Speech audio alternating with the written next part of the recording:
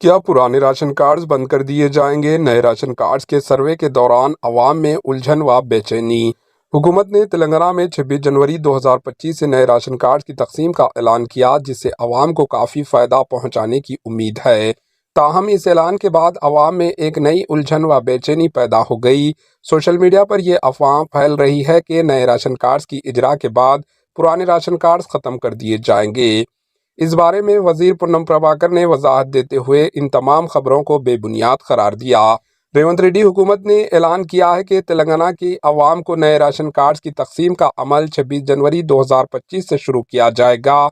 इसके लिए देहातों में सर्वे भी शुरू कर दिया गया।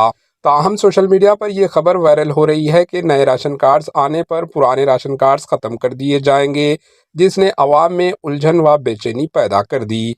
वजीर पुन्नम प्रभाकर ने इन अफवाहों पर सख्त रद्दअमल देते हुए वजाहत की कि पुराने राशन कार्ड्स ख़त्म नहीं किए जाएंगे।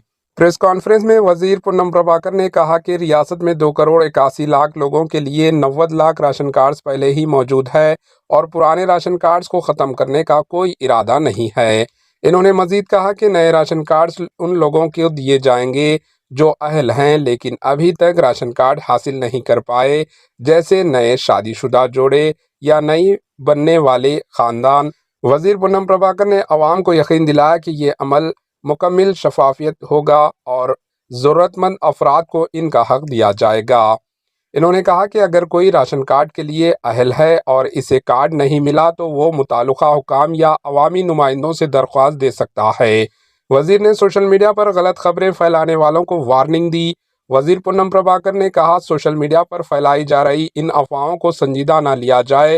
इन्होंने वजाहत की कि नए राशन कार्ड्स कुल सर्वे के डेटा की बुनियाद पर तकसीम किए जाएंगे और इनका मकसद सिर्फ ज़रूरतमंद अफराद की मदद करना है। वजीर पुन्नम प्रभाकर ने किसानों के लिए खुशखबरी का ऐलान करते हुए कहा कि हुकूमत ने 2 लाख रुपये तक के किसानों के कर्ज माफ़ कर दिए। किसान भरोसा स्कीम के तहत हर किसान को 12,000 रुपये की माली मदद फराहम की जाएगी। ज़मीन के बगैर किसान मजदूरों को भी 12,000 रुपये का फ़ायदा दिया जाएगा। वजीर पुन्नम प्रभाकर ने अवाम से अपील की कि वो अफवाहों पर यकीन ना करें और हुकूमत के मंसूबों से मुकम्मल फ़ायदा उठाए। Bureau report, AHN news.